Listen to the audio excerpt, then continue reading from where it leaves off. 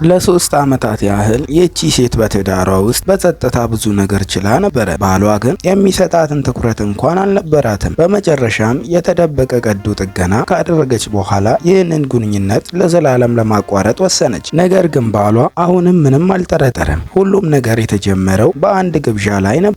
በዚያ ምሽት ባሏ ከባህር ማዶ የተመለሰችው የመጀመሪያ ፍቅሩን በድንገት አገኘ። ይህ ለሴትየዋ ባሏን ከሌላ ሴት ጋር በግልጽ ስትመለከት የመጀመሪያዋ ጊዜ ነበረ።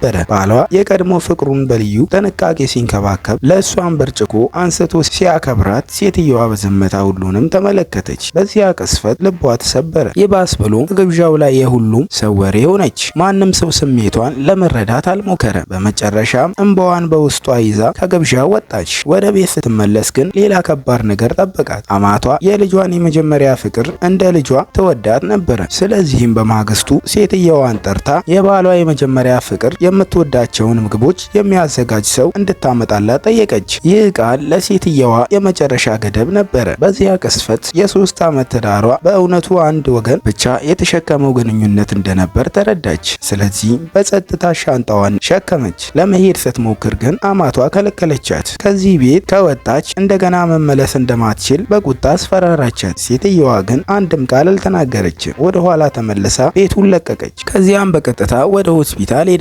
በሚስጥር ያዘጋጀችውን ቀዶ ጥገና አጠናቀቀች። ይህም ለሷ የአንድ ዘመን መጨረሻና የሌላ ዘመን መጀመሪያ ነበረ። በማግስቱ የፍቺ ሰነዱን ይዛ ባሏ ፊት ቀረበች። ከእንግዲህ ምንም አልፈልግም፣ ንብረቱንም ሆነ ገንዘቡን ሁሉ ልተውልህ እችላለሁ። እኔ የምፈልገው ከዚህ ግንኙነት በሰላም መውጣት ብቻ ነው ብላ ነገረችው። ባሏ ግን ሰነዱን አልተቀበለ። አሁን ብቻ ተቆጥተሻል፣ ትንሽ ቆይተሽ ሁሉን ነገር ይረጋጋል አላት። ከዚያም ስልኩ ጠራ። ጥሪውን እንደተቀበለ ሳይጨነቅ ከፊቷ ተሰወረ። ሴትየዋ ጀርባውን እያየች በቀዝቃዛ ፈገግታ አሰበች።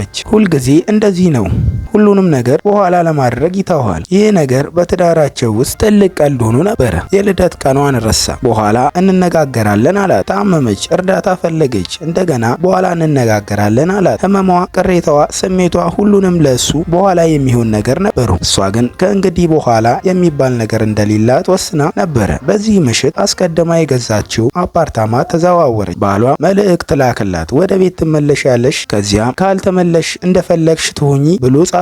ሴትየዋ ግን መልስ አልሰጠችም። ብዙም ሳይቆይ የባሏ የመጀመሪያ ፍቅር ወደ ዋናው መኝታ ቤት መግባቷን ሰማች። በዚያ ቅስፈት የቀረችውን ትንሽ ተስፋ እንኳን አጠፋች። ደስታ እመኛለሁ፣ እባክህ የፍቺ ሰነዱን በፍጥነት ፈርመህ ላክልኝ ብላ ይህን ብቻ ነበር የመለሰችለት። ከዚያም ሁሉንም የውቂያ መረጃዎች ሰረዘች። ከጥቂት ቀናት በኋላ አማቷ ትዳራቸውን ለማዳን በማሰብ የቤት ራት አዘጋጀች። ሁሉም ተሰብስበው ሳሉ ሴትየዋ በቀጥታ ጥያቄ አቀረበች። እኔ እንድፋታ አትፈልጉ? ጥሩ፣ ግን ትፈልጋላችሁ እኔ ከባሌና ከመጀመሪያ ፍቅሩ ጋር አብሬ እንድኖር ወይስ ለነሱ ቦታ ለመፍጠር እኔ ብቻ ከመንገዳቸውን እንድወገድ? ክፍሉ በድንገት ዝም አለ። ምንም መልስ አልነበረው፣ ምክንያቱም እውነቱ ሁሉም የሚያውቀው ነበረ። ከ3 ቀናት በፊት ብቻ ሴትየዋ ከቤቱ ወጥታ ነበረ።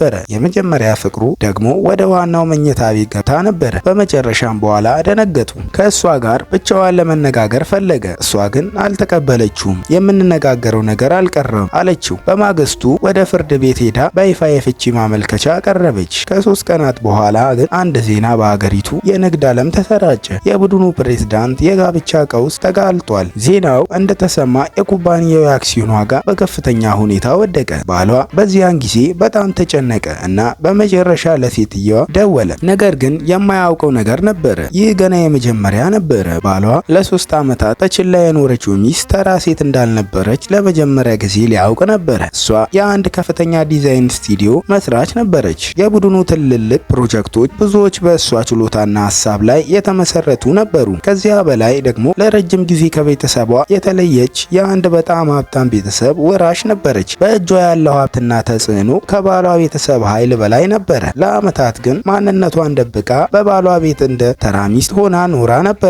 አሁን ግን ያ ዘመን አብቅቷል። ከእንግዲህ ማንነቷን መደበቅ አልፈለገችም። እሷን ቀድሞ ዝቅ አድርገው የተመለከቷት ሁሉ አንድ ቀን የተሳሳቱትን እንዲያውቁ ፈለገች። ከዚያም የባሏን የመጀመሪያ ፍቅር ያለፈ ታሪኳን መመርመር ጀመረች። የተገኘው መረጃ ግን ያልተጠበቀ ነበረ። በውጭ ሀገር ያገኘችው ተብሎ የሚነገረው የማስተር ዲግሪ በገንዘብ የተገዛ መሆኑን ማስረጃ አገኘች። ይባስ ብሎ ሽልማቱን ያሸነፈችበት ተብሎ የሚታወቅ የዲዛይን ስራ በእውነት የሷ የቀድሞ ዲዛይን ላይ የተመሰረተ ነበረ።